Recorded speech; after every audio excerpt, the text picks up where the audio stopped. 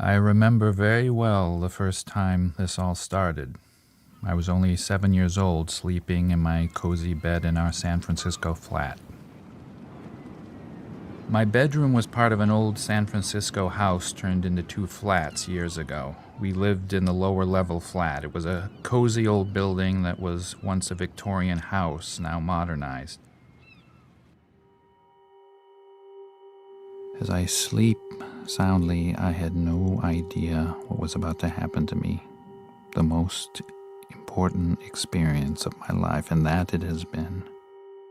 Something totally unknown and strange was about to make itself known to me and forever change how I view reality.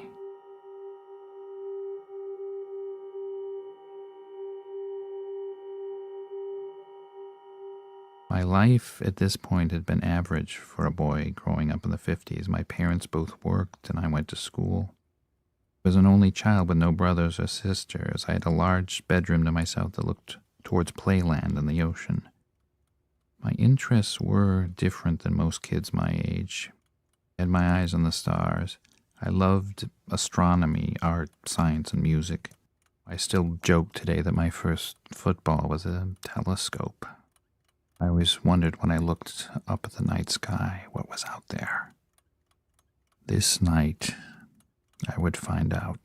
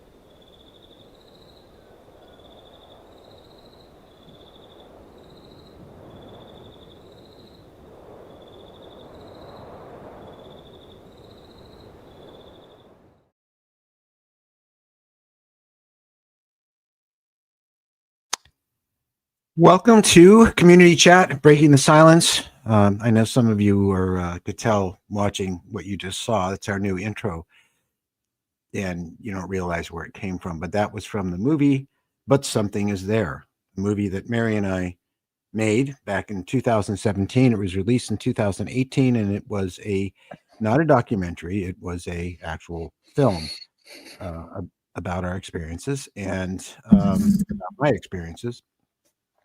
And so I turned that was the first thing after Whitley gets through talking that you see is my first real strong memory of an encounter back in 1958 in San Francisco. And that's exactly how it played out. A lot of people said, there's something wrong with your sound. Even in the big movie theaters where we ran it, They didn't get that I was trying to capture that feeling that you get when you absolutely hear nothing, and yet this huge event is taking place. So that's what that was all about. Great. Let's bring everybody else on. I wanted to say one thing before we bring everybody on. That is, the latest message is from the visitors, if we're to believe it, is they want us to calm down and they want us to lose all anger. We have to focus. We cannot be angry because we let them win that way. We lose our abilities because they are hampered by our anger, and that's what they want us to do. It was short, sweet, to the point, and I myself am trying very, very hard to follow that exactly. So with that, let's bring on everyone. Where is everybody? Bring them on there.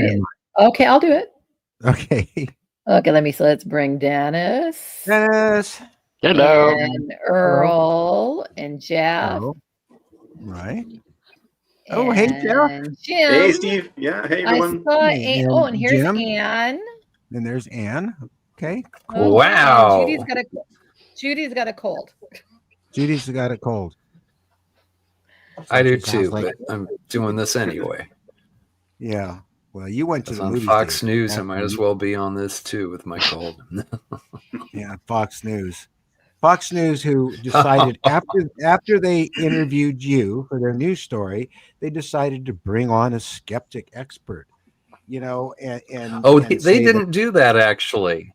They didn't. That wasn't them.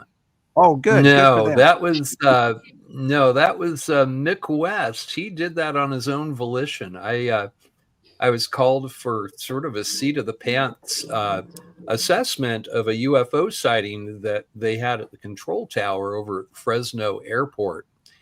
And anyway, there was video, and it was very good video. And I'm pretty good at doing video analysis. I was watching it, and the pixelation never changed. You see this bright, like a plasma orb, like we're used to seeing. And it's kind of up front on the screen, and then suddenly it shoots off. Looks like it went maybe 3, 4, 5 miles towards the left of the screen. And there it is, just hovering again, but instantaneous, almost instantaneous travel. And I went over the pixelation, and I looked at the EXIF data. I said it was moving itself. It was a good video. You can tell. No, but you can tell the difference. Yeah. No. Yeah. Yes. I'm good at that. So after doing this for a little over 10 years now, I kind of know my drones and my balloons for my spaceships. So, but they put this on, and it actually got a lot of traction on YouTube. I was surprised because it was just the Fresno Fox affiliate, viral. But Mick West is sort of a well-known skeptic slash debunker. He's kind of doing the same thing that Philip Glass used to do to Hynek and those guys. But he's a modern version, and he took it upon himself. Yes.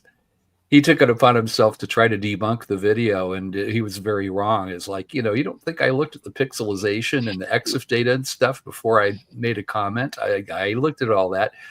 You're getting sloppy, Mick. And, I told him, look again, watch the video again, because it's not the camera zooming in. The camera stays steady, and you watch this object go, and then it's hovering again, and then the camera zooms in after the action. It's a very good video. We don't usually get videos that are that obvious and that good, but this was a good one, and I was happy to comment on it. And now I was called by another news affiliate. When we were off the air, I have to go and talk again on another radio news show. So It's good. We're breaking the silence. Correct. That's exactly what I'm doing. You What asked you guys for it, are so doing. You're and getting it. Same page. You poked and they're poking back, dude. So yeah, well, now I got a bunker. I really feel like Hynek now. I have to call Paul. Paul and Joel Hynek are very dear, wonderful friends of mine, and we always laugh about Phil Klass and Klass the ass. That's what Stanton Friedman used to call him. Oh dear. And Mick West is kind of a very similar type. He's scared of aliens. He's going to try to make them go away. He's not good at it. Sure, good luck with that. I talked to Whitley today, and we were talking about David Lynch, and it was a big blow finding out he passed yesterday, and it really just. I was just saying to Mary, I got to meet this guy one day. I just have to, and then next thing I do is I find out. So I asked Whitley if he knew him, and he said, yeah, he spent some time with him, and they kicked around some ideas. He said, but nothing ever came of it, and I said to Whitley, I said, if anybody should have directed and made a film, not a movie is Hollywood, films is art, that's how I look at it, of communion, it should have been David Lynch. And he absolutely agreed with me. Yeah. He would have been absolutely the perfect person to do that movie. But it's just a huge blow. I mean, I feel there was a lot more to David with regards to this subject than meets the eye. I don't know that anybody ever talked to him about it, but he sure had an interest in Whitley, and that speaks volumes. So, not to mention his films. I mean, come on. But it's been a real bummer.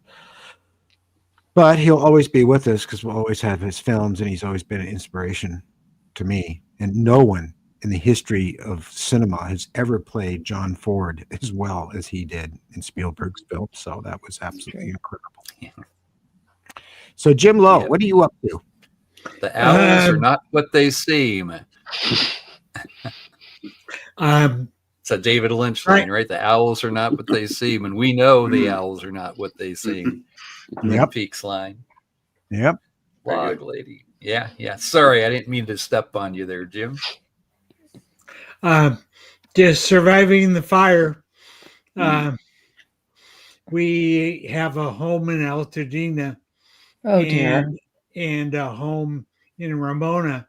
And frankly, we were more worried about the home in Ramona down in San Diego because we get more fires. But our home in Altadena, the neighborhood to our left and the neighborhood to our right were destroyed. And so far, our house is okay. The other side of town, on the west side, it took it a lot worse. It was just horrible. They weren't talking in the news much about what was going on in your neck of the woods, I noticed. Yeah, it's been pretty stressful lately. But the wind stopped, and so that's why I'm on the call. Right.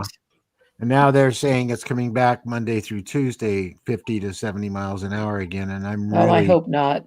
Talk about trying not to be angry. It doesn't do any good, but it's just been so awful. In fact, David Lynch, his house, they had to get him out of there. They had to rescue him out, and the house burned down. Can you imagine? Yeah.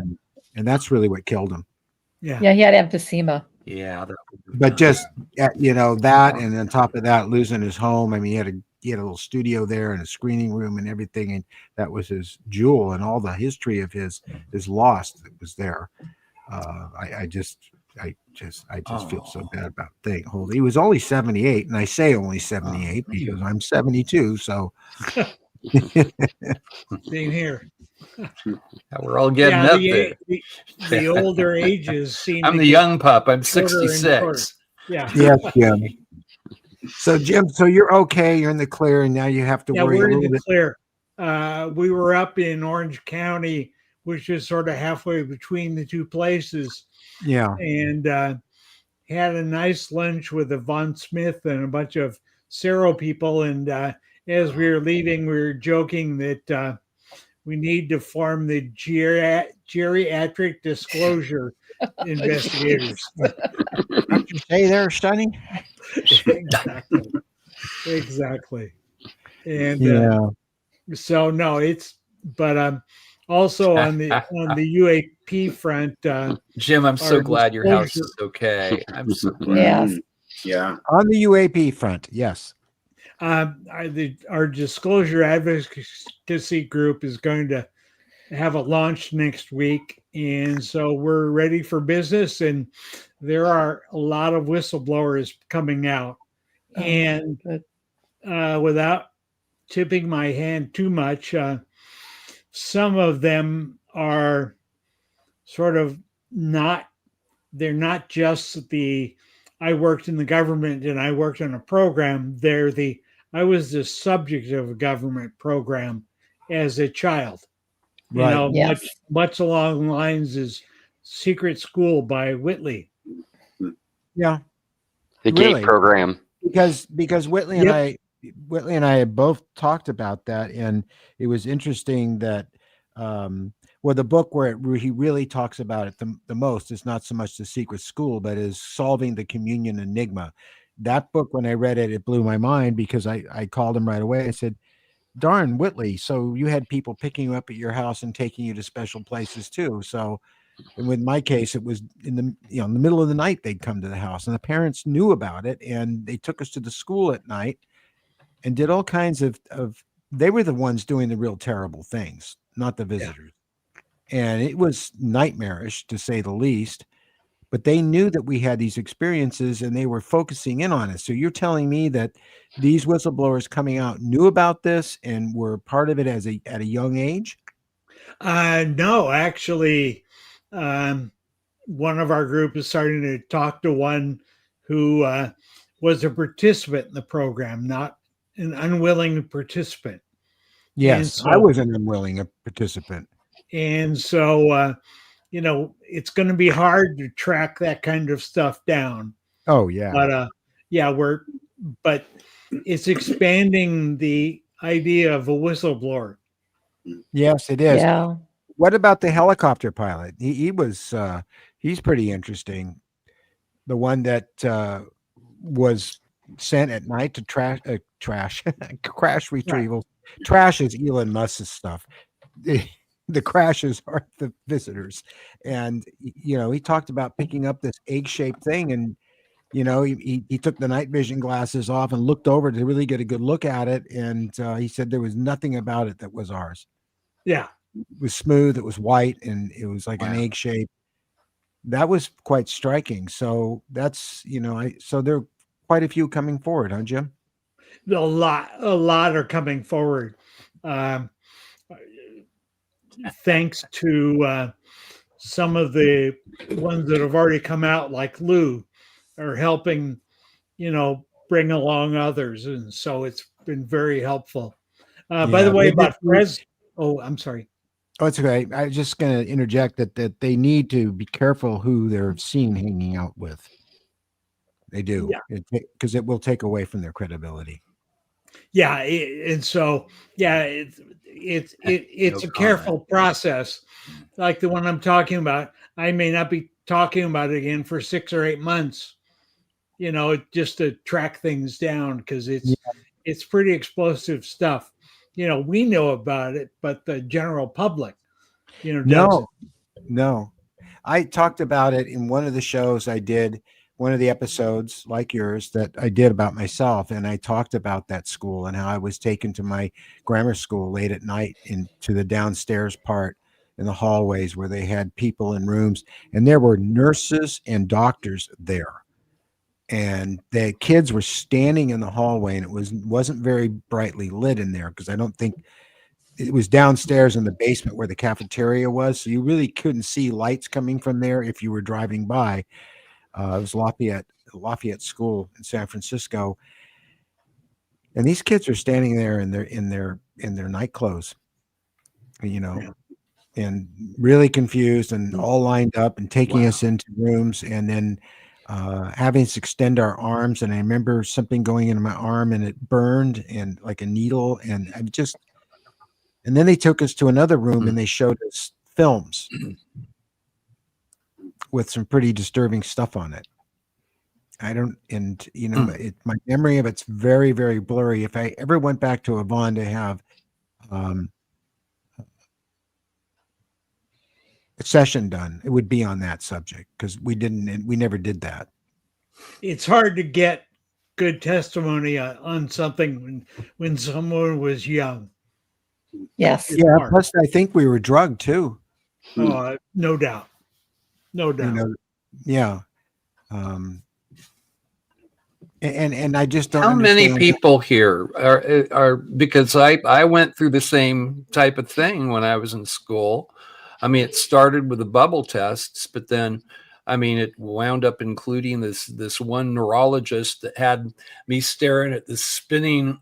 He had like shaped like a roller pin, and it had like this design on it spinning, and you can track this, keep watching this, and he's moving it around and stuff. It was like, you know, a real, like we would call it in nursing, a neuro check, but it was very like detailed and weird. And I think they were, you know, my friend Terry Arbogast, he lived in, I believe he was more in the Midwest, but he went through the same kind of program. They I think that they tracked a bunch of us kids, you know. Yeah, I remember the weird hearing test. Oh yeah. Yeah. Interesting. Oh yeah.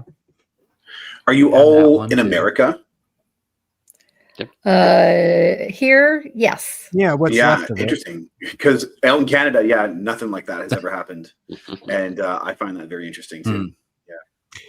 Well, yeah, you're in Canada, and I'm it's sort never of happened. wishing I But could you know, move to Canada now.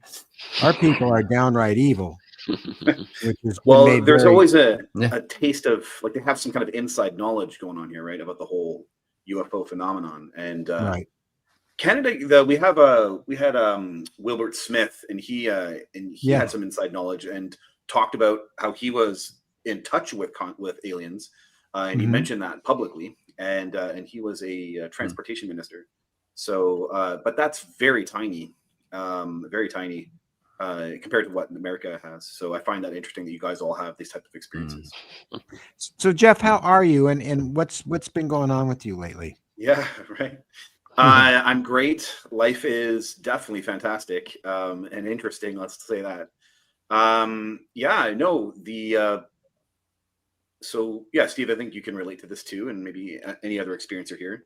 But you still have that contact, that constant contact. And I saw objects last night, and I'm focused on these presentations I'm doing. I continue to explore what happened to me, and still building. I'm very intrigued by the afterlife connection here, and me too. Yeah, and I think one of the grand things that the aliens did, it's so woo to talk about it, and I'm always on edge to talk about such woo things. But past life awareness. One of the things is I saw my past life on a craft, and it kind of gave me this extraordinary ability to have past life awareness. And there's something going on here where I'm convinced that, when they say that they've always been here and they've always kind of been interacting with us, well, maybe that was in the afterlife capacity. And synchronicities are the things that sometimes make someone famous, or like when you really, really analyze some people's lives, right? And even our histories, somehow there's like synchronicities that make them, that create a trajectory that end up making that person. And I'm now suspicious of those types of things, that that this is how the NHI have been working. I also think it's with agreements, and it's with permission. Yes. But and it's a co-creation. Actually, I think that's probably the best way to frame it. A co-creation between the willing soul, who's in the afterlife, making the agreement and agreeing to say, hey, that will help my development and it'll help humanity in this way. And they're making some kind of plans on the back end. And I think there's a bigger picture about duality and non-duality, and the purpose of existence, or the purpose of birthing into the physical world, that plays into all of this. And so that's the direction I'm going with some of this. Just as a new presentation, I want to explore some of this. And yeah, that should be coming out soon. So that's my direction right now. And as like yourself too, again, I have this contact, and I guess you could say, my confirmation to yeah, go down that direction. Like they're wanting me to go and explore that, and kind of they let me figure it out, but then they say, yeah, do that. And so that helps with feeling that I'm on the right path here. It's very important that as a race of beings, we have that connection. And I know that a lot of people that watch our channel have a real problem with seeing the connection between the paranormal, the afterlife, the astral life, whatever you want to call it, and the UFO / abduction phenomenon being one thing. But they are. And when human beings wake up to that, they're going to find themselves empowered on a level they could never have imagined. That's it. Yeah, it's the unveiling of ourselves is what it is. Mhm. Yeah. Whose dog is barking? That's my yard dog, the neighbor's yard dog. Sorry. Oh, We just had the that cat. sounds great. I love dogs. My cat's overactive tonight.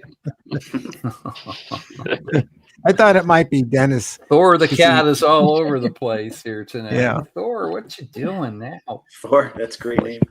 Oh, that's amazing, Jeff. We need to have you back on the show again to talk more Val about Kilmar named our Anytime, cat. Steve, He you owned got him it. previously. Val Kilmer owned the cat. Did I Yeah, hear that? he was a rescue cat. Val Kilmar Wow. took him from the rescue place, and then sadly Val had he had a cancer screening that was positive, and he had throat cancer, and so he was going through all that, and he didn't have the energy to take care of a new little animal, so he took Thor back to the rescue place, and we got him. So, but we didn't name him. That was Val Kilmar's son that named him Thor. But it's a very good apt name for him because he's all over the place. If you could throw lightning bolts, he would. No. That's great. So Living in Southern California, Right. 1 degree of separation from everybody here, kind of. That's great. So Anne, what's new? You've been quiet. Well, you were talking about trying to put the connections together, and that's something that I've really been working on for quite a long time because I've had so many different kinds of experiences in different camps, and I think it's all a part of some kind of a coherent whole. And I'm just trying to get greater understanding. I was really hopeful when I came out in October that I might learn a bit more through the hypnosis, but I wasn't able to be hypnotized, so I wasn't able to gain any more insight into some of the childhood memories and things that went on in my hometown. I was hoping when I got back here to home that some things would start kind of bubbling up from that process of meeting Yvonne, and that there might be a little more clarity, but so far there hasn't been. But I was going to ask you guys, if a person's not able to be hypnotized, are there any other alternative? Oh, yes. Find together, get a better picture of everything. Oh, yeah. Tons of techniques. There's a kind of self-meditation that is akin to hypnosis that's often very effective at recovering memories. Sometimes active imagination as well too. Painting what you think, painting what you're feeling, and writing and drawing and poets, and finding a way to creatively pull it out of you. Meditation too. I agree with Dennis, definitely. That makes me wonder about the film you're all about to see tomorrow night. I thought I made it up. It was fictional, so maybe it isn't.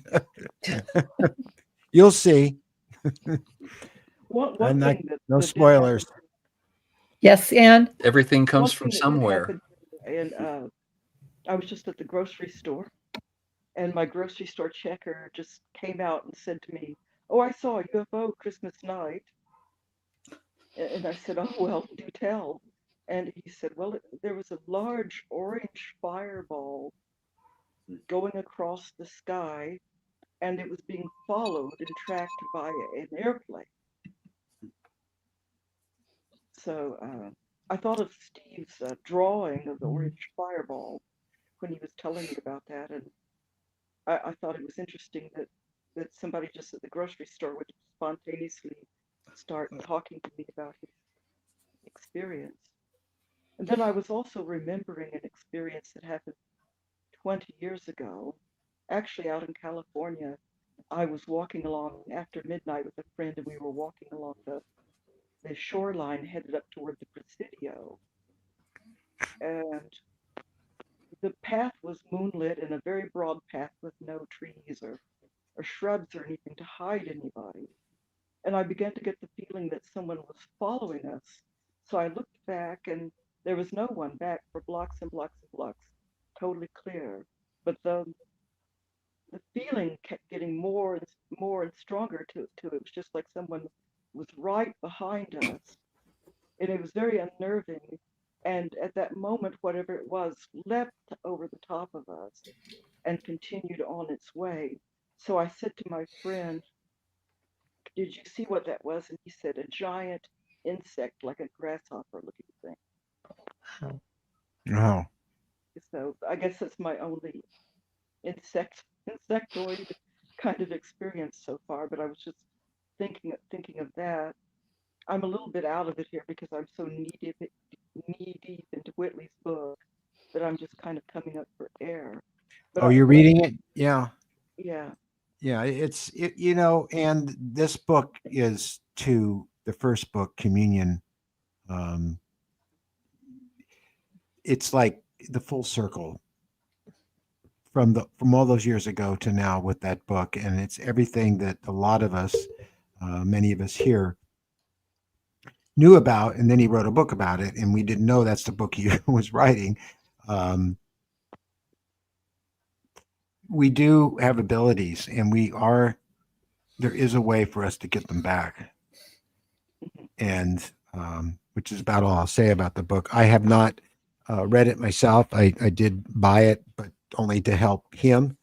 And he was so silly. He offered to pay me back, but it's like, no, I did it so that he would get the attention from Amazon that, he said, please pre-order the book because I want a hardback copy. I want, to add to my collection, and I like sitting and reading.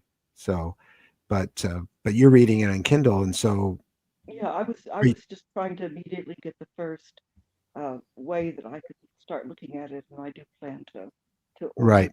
the book too. Mm-hmm. Yeah, a lot of Thanks a lot people. for the suggestions about how to get some further information. I I know I may not be the typical experiencer, but I've had so many weird experiences, with shape shifting and precognition and synchronicities and shamanic initiation and just the whole gamut of Mm-hmm. stuff. So I'm just trying to be a student of this and see if I can get a little bit of a clearer picture. So thank you all so much for your help. Yeah, welcome. So let's see. We got Hey, Dennis. Dennis, Oh, hello. yes, Half asleep here. half How's asleep. everyone? Try. Well, we're fine. You need to get more sleep then. No, I'm doing Yes, great. thank you. Oh, Wes is asking a question. Dennis? Mhm. Has anyone had repeated experiences of waking up with a bright after image that takes a couple of minutes to go away? I thought Stephen mentioned something similar recently. Boy, Yes. howdy, I get that every day. It seems Not to just every day, be, but boy, howdy every day. Yes, that's good. yeah, it's the kind of a way that I know it's them as opposed to it's a thought coming from my own mind. I do Yeah. meditation, I do self-hypnosis, all sorts of, trying to keep my mind sharp and also calm myself down. And sometimes you just get this it's like a photo strobe. And then there's like an after image, and that seems to be how they communicate, whether that be visually or a message or whatever. And I actually had that happen outside a couple nights ago. I was just outside and I was going to my car. I think I was getting the backpacks for the kids, and I got a big flash, and I was like, wait a minute, that's not a flash in my head. And I turned, and over the hillside to off my right hand shoulder, there's a beam of light shooting at me.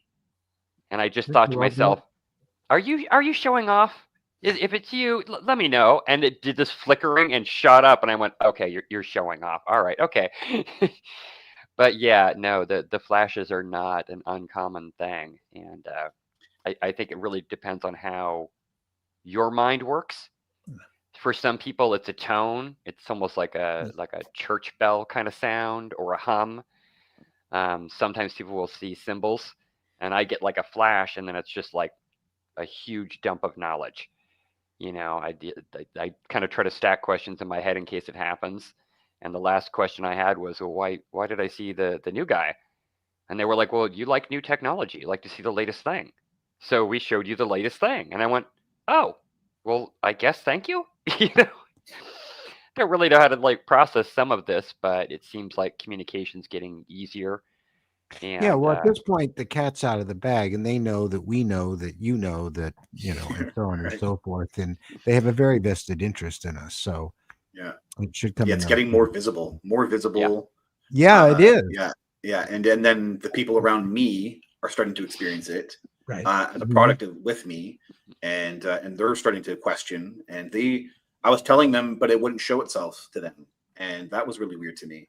I didn't understand that part, and now because whatever is going on outside in the world, yeah, they're getting more visible. It's very fascinating. Well, yes, I talked about this recently, and I said that, you know, it's a lot like the way Jane Goodall and Diane Fossey made contact with the gorillas and the chimps, and that is they made a physical presence close to them, and over time they got closer and closer and got more and more accepted to a point where they had actual communication and physical contact with them. Right. And I got the very distinct impression from the visitors that this is exactly what they were trying to do with humans on Earth.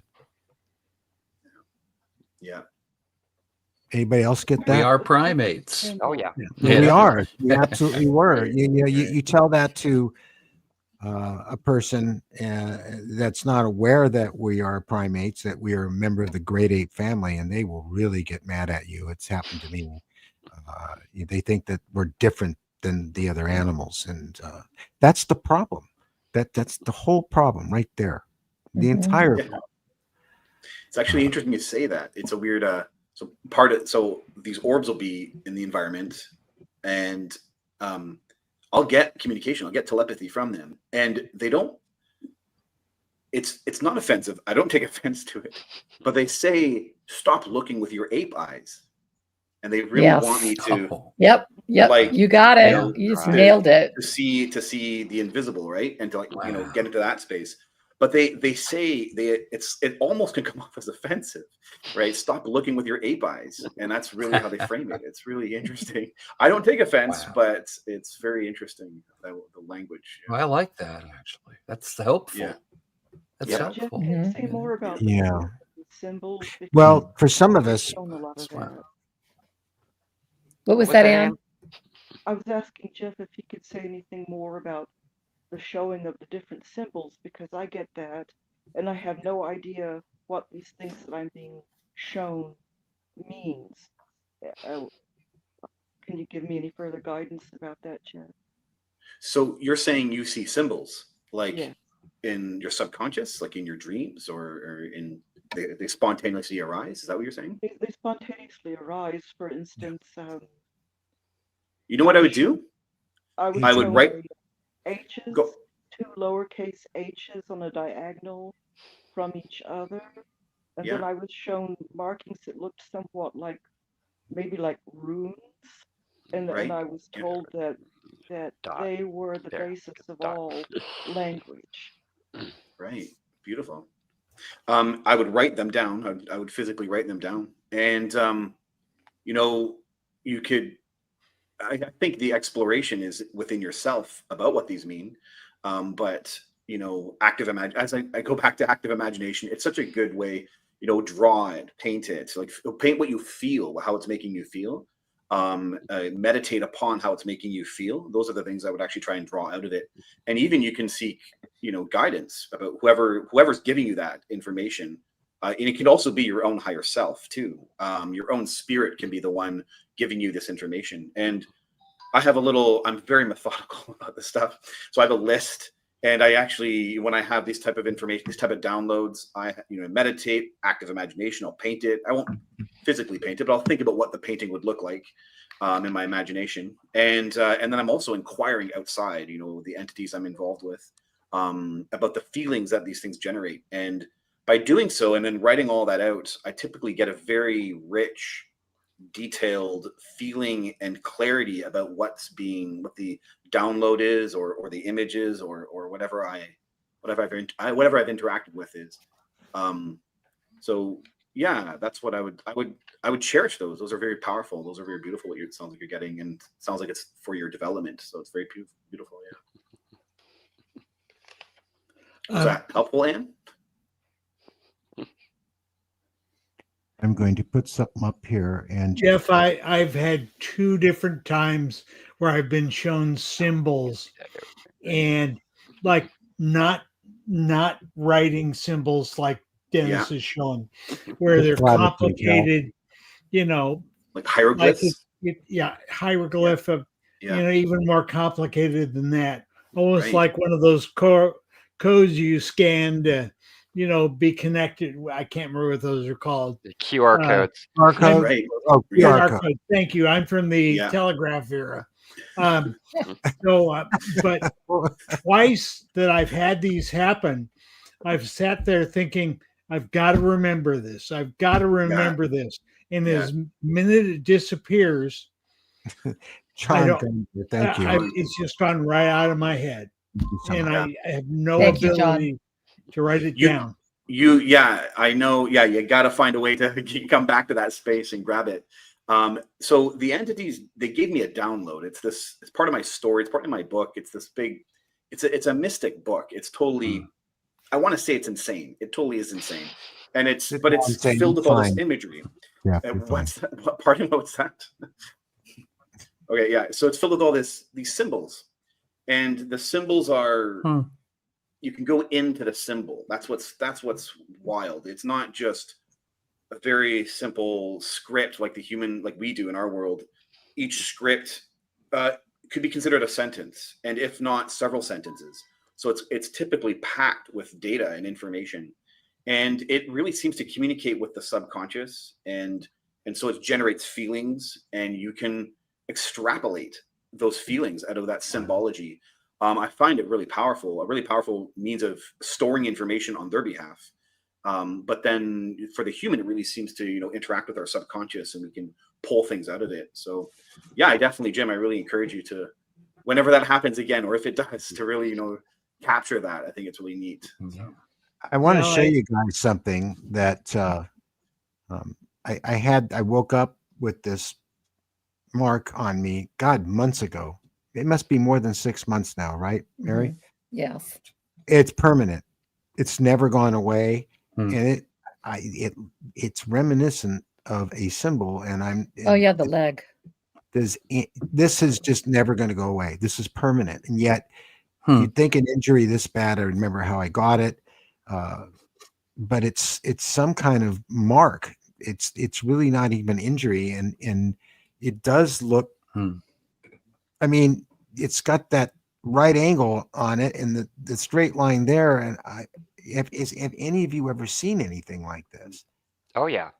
Doesn't relate to anything. Yeah. Well, there's a written script that I've seen that is like, you see it on over a door sign, and those are like simpler symbols, and that looks a lot like symbols I've seen like that, where it's intended to be, this is the exit, for instance, kind of sign. And then I see a lot more compressed code, because I asked them, show me, what does your computer look like? And they showed me this thing, and it was like, kind of like how Jim said, it was like a giant set of QR codes in 3D that moved around, and they had different colors, and what's happening now is a different color than what happened in the past. So you could tell, is this happening now? And I was like, this is a living language. It's literally moving while you're looking at it, and it's changing, and you're interacting with it, and it's recording your interaction and it's just such a wild thing to interact with. I'm Dennis, that's my wondering why experience they would also. leave that on my leg like that, because it's permanent. It's like a I don't. tattoo. Every time I've seen a symbol like that, it didn't seem to be anything negative. Oh no, I'm not thinking that, but it's just after all this time, why put something like that on me? Was it a mistake? Was it an accident? Has anyone else had to have something like that? Oh, yeah. I haven't Long shared it time yet. ago, not now. It's faded. Yeah, mine was a long time ago, and it's still there. I mean, it's still as bright as that now. And I took that picture a couple of weeks ago, and I look at it now. There's no change. For me, I remembered I was Our an friend idiot. Sev Talk Yeah. could ask Sev about the body markings. Oh, yeah. He has two distinct X's. Gluteus maximi, one on each side. I haven't seen them. I'm a good boy, but Well, she talked about those in her story. Yeah. Yes. So watch your video because Steve did Yeah. a beautiful Yeah, job. I had it's a one short here one. It's really from worth it. leaning on something in a ship, and it finally faded. But that's how I ended up with a symbol like that. I literally leaned on something I shouldn't have, and the sign itself made a mark on me. Wow. This thing I have looks very deliberate. Yeah. It does. So Yeah, I'm it putting it with my notes. looks almost like Arabic or something. I was looking. yeah, at it the does. image. I It's mean, very I almost interesting. recognize it, Looks but like I'm not. Yeah, Yeah. it's just The one looks like almost a scoop mark on top, which is interesting. well, there might be. We can't zoom It's in an on this, but indentation. yeah, Yeah. who knows? I had something interesting happen, and I've got a new on this ear. I may have joined you and Whitley with the little earlobe thing. You have a grain of. I thought it was just a scab. Mm-hmm. It was there about 3 weeks ago is when it happened, and I didn't think anything of it. I thought that maybe I scratched myself, and there was blood on the pillow. Nothing woke me up. I mean, I slept through whatever it was, but it wasn't leaving. It was just, it's there. I had Lisa look at it because it's on my ear. I can take my phone and take a photograph of it. Is it a lump? It's very strange. It's almost like a keratin kind of.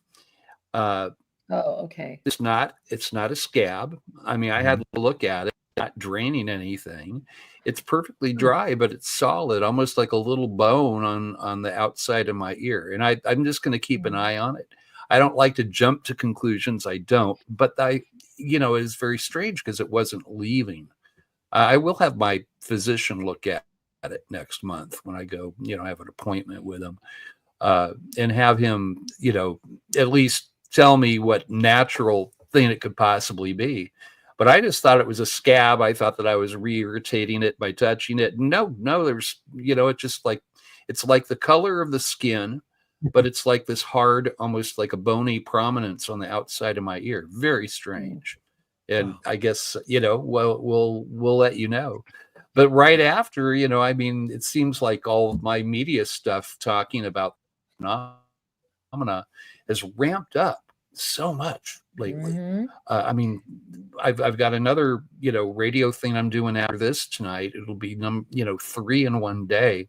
So I don't know, maybe they needed to energize me or give me some kind of, I have no idea. But anyway, I thought it interesting. I thought I should mention it to you. There's been a ramp up, and you're in a unique situation to be able to help with this. Being, it's a blessing. I'm very, very feel greatly, so much thankfulness to my watchers. Morgan always has been there, but it's felt very prevalent lately. The thing about deja vu is, in my opinion, is that, and I take this line from a TV show that some of you will recognize, but everything that's ever happened has happened before and will happen again.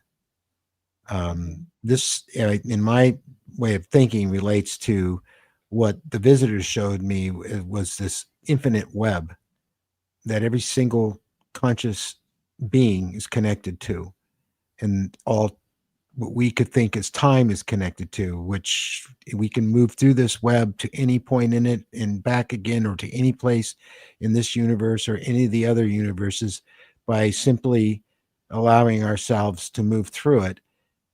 I had so much deja vu when I was a kid growing up.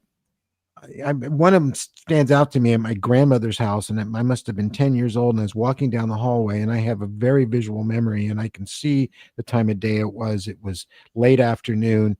The hallway was dark. There was light coming down it from the two sliding doors down near the dining room area, and I just stopped dead in my tracks because I knew I had walked out that hallway exactly once before.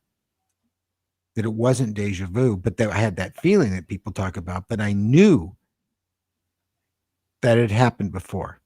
You're just And that remembering in a happened. different direction.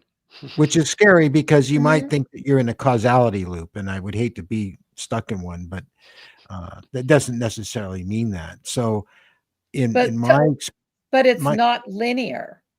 no, Time nothing time is really not is. linear, and you can go backwards and forwards. That's true. And You're just so remembering something that hasn't happened yet. But our thought Right, process, exactly. they've turned my camera off again. I Okay, had, we can hear you. I've had Blowing I had a Stonehenge. meeting with one of our guests that's going to be on the 24th, and she's a person who is studying this phenomenon and working towards her PhD doing so. And I had an extensive interview with her, which is part of her research program. She's interviewed like 18 people at this point.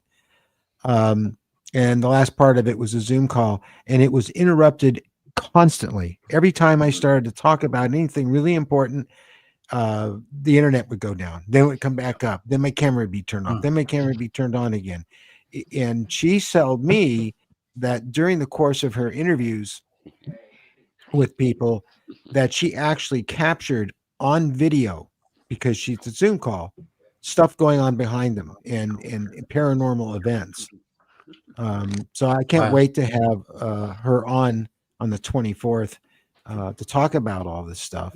Cool. But this stuff has been happening, and who knows? We think, oh yeah, it's probably the feds messing with us, but it might be the visitors themselves who have a very good sense of humor playing around too. I don't know, but it was odd.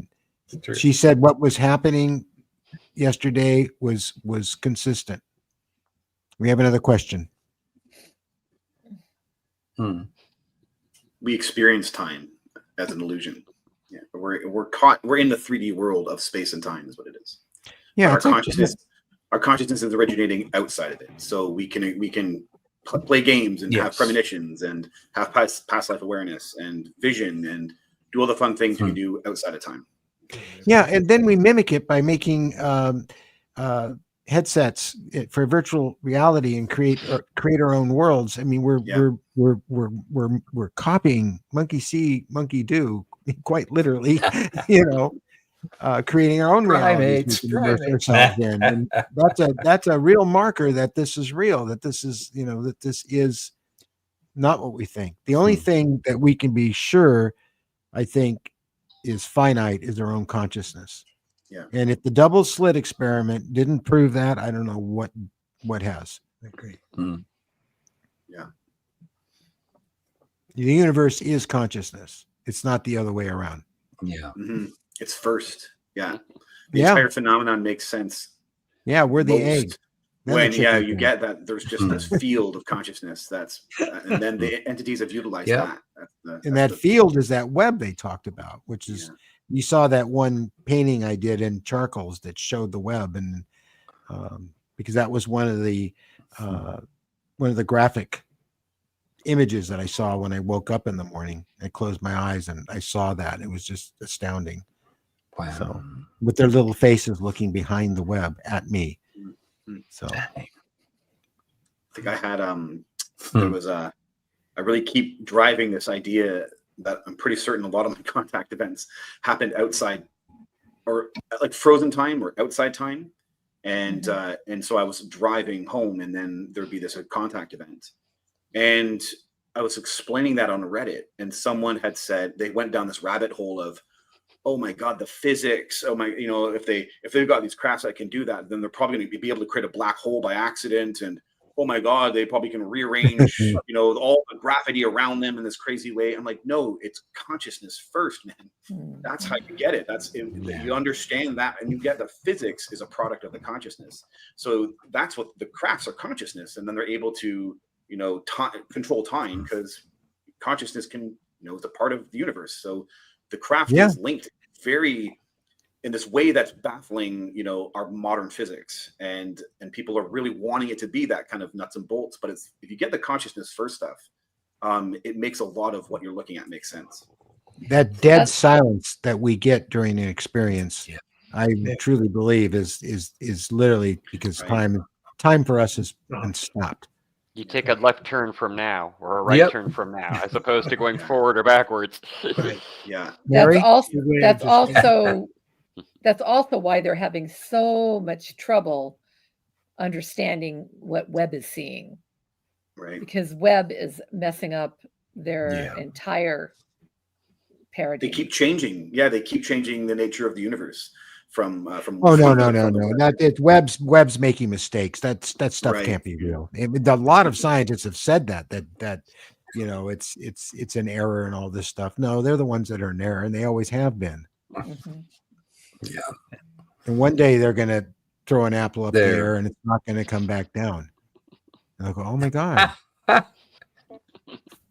They really want to hold on to Isaac Newton with all their might, sure but do. it just keeps getting wrenched away from them because this, science and quantum physics, it's like voodoo to them, and they don't, it's like Einstein said, God doesn't play dice with the universe. Oh yes, he does.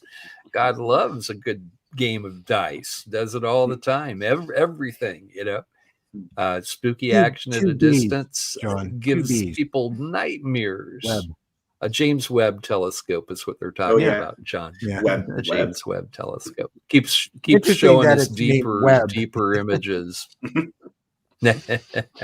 It's not the Tholian web from Star Trek, although that was cool too. But the Tholian web. That's true. Yeah. I'm a nerd.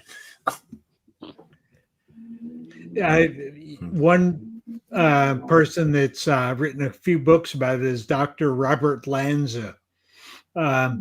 He's a medical doctor, but he's written and he's studied consciousness, and so his books he talks about it as biocentrism, that is based on our perceptions that make things real, and that's how the universe started.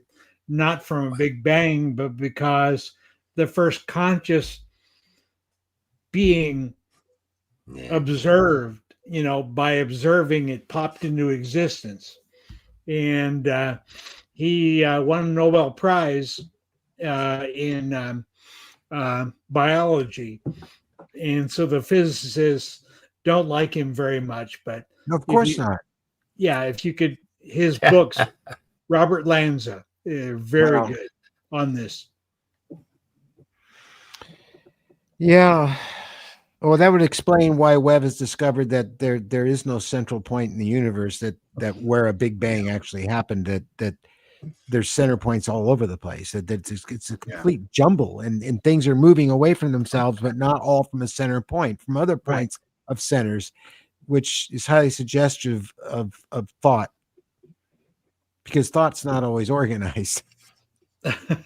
And so we have a very disorganized universe, we're starting to find out, and this drives the scientists crazy. It's disorganized. It's supposed to all have a sense of order to it. We had a Big Bang, everything started spanning away from itself, and eventually it'll get so far away the whole place will turn dark and all the stars will die, and that's the end of it.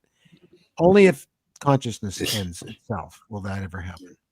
Well, Earl made a good point about them clinging to Newton. They should also cling to his alchemy, because he was also an alchemist. Right. Not many people talk about that. Yeah. Yeah, he thought he was discovering God. More voodoo. Yeah. Yeah. Yeah. Well, then you're back to consciousness with voodoo. Exactly. Yep. There That's was a right, book John. in the late 80s, Disturbing the Universe. And I remember Please, thank you very much. Paragraph in the last chapter in the book where it said that the scientists have scaled this tall cliff. It took them all these years, and they get to the top, and there's this group of gurus and bearded guys in robes saying, "What took you so long?" And yes, it's very interesting. The gurus and the bearded guys in the robes apparently had it correct. Science is constantly trying to catch up, and they want to throw it all away. It just bothers them. They want it to be tabula, that you can tabulate everything and have the decimal in the right place. But this universe is more based on magic than it is what they would like, and they're going to keep having problems with that. The consciousness based element to this phenomenon is that is what it is, and they don't like that. It's the stuff of new age, meditations and crystals and stuff, but well, there you go. Well, they can't control it. And if they can't control it, no, they can't. Yeah, you can't put it into a test tube and then repeat it. And that's I love that, everyone can experience like a kind of a psychic ability. Oh yeah, the scientific method falls apart. It has to be natural. Phenomenon. Yeah, it has to be a natural event. It can't be something you say, okay, I'm going to predict what's going to happen the next minute. I'll know it. And it just like your brain won't allow that to happen. Your consciousness won't make it happen. But you can naturally, know what something might appear natural to you, and you can't, contain it in any kind of scientific way. It's great. I'm with you there, Jurek. Me neither. I know. I try not to say anything. Yeah. Me too. Oh, there's the booth. Hello, puppy. Jeff, what's the title of your book? The Rising, and the alien plan to build an enlightened city on Earth. Yeah. Oh wow. Yeah. I was told to we write could the use book by then. We could use more than one enlightened city on this planet right now. Yeah, to read that, Jeff. It was quite large, so maybe it's very cool. Be a bunch of them. Hopefully, it'll be in California or Canada. I saw one of them was in California. That's weird. How that I don't understand it. I've been to when I went to Southern California, I felt it that they like that area. I don't understand that part, but yeah, they really like Southern California. Yeah, there's been a lot of activity down here over the years. A great deal. Yeah, and it seems that maybe the first, I don't know if it's the first, but the meetings, if they did happen, some of them appear to have happened in Southern California. So maximize human suffering, evil Southern California, at the left coast, but here we are. We have we have twice as many UFO reports come in per month of any other state of the union. That's right. Once in a while, Florida or Texas catches up with us, but normally we have twice as many UFO reports come in to MUFON. Yeah. And that's saying something. Thank you. It's not because we're all a bunch of kooks, Thank you very much. seeing stuff. It's just an active phenomena.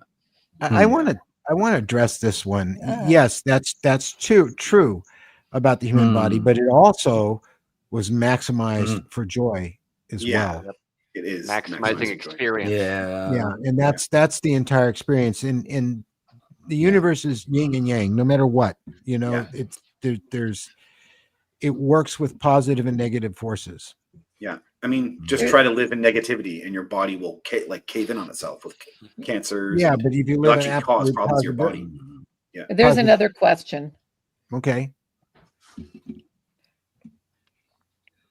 Can you read it? Yeah, I can. Yeah, I don't know. 80% of the problems are ignored. If I agree with it. Ingrained. I don't like, is that a statistic? Is that a real fact somewhere? Like, because there are I don't enlightened know. people on the planet.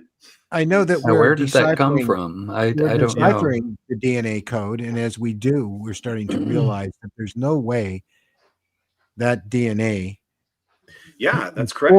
formed on its own. And It had to be Bruce through consciousness. Bruce look at it. Lipton's biology of organized. belief. Your thoughts create your DNA structure, and I believe that's how you true. how you think about your world, your DNA literally changes. It actually creates other activations, other chemical processes when you start changing your thoughts. That's So true. I don't know that. Yeah, I don't know. But there that are there's some the- very tenacious souls that you would think, with the amount of negativity they surround themselves with every day, they keep going on while eating heaps and pounds of hamburgers from That's true, Wendy's and too. whatever else they do, and their DNA seems to like it. I don't get that. But overall, that's true, because people that do spend most of their time in a negative state of mind end up getting diseases and getting ill and not surviving it. So, again, the visitors want us to be calm, to be very calm, and to listen and tune into our thoughts and raise our frequency, because what's going to transpire as a result, we can only appreciate if we do that. So, and I think everyone here is trying to do that. Oh yeah. Every time Okay. I feel myself get a little bit angry, I start to, oh God darn it, with the computer stuff. Jarek says a great thing I here. just put it down. I put it down. Oh, okay. I think that's great. You do not need to suffer to grow. That is the lie told to us by our captors. The New Age is. What do you mean? I don't understand that. The last, all of nature last suffers, sentence. and it grows through struggle. No, you don't need it. No one needs it, but poopy. it's unfortunately, looking at the history of our Where is it? of our humanity, that's been what's been going on. So Well, I don't know I don't know exactly what I learned from getting bladder cancer and the nasty, horrible pain I went through to deal with it, but I did get something out of it. I really did. Man, am I glad to be here still. Man, am I glad to find out I could deal with that and get through it and be here on this microphone talking to you right now. That is miraculous. And it's So I can't. Is that something to learn? Yeah. Yeah, I can't imagine that you passed through that and didn't therefore value life that much more. It's such a it's such a weird thing to say, that you don't grow from suffering. I think that all nature displays that, all of it. Every single animal and tree and plant and everything displays the struggle of growth. And that's the facts. I think that the human being is just a part of that.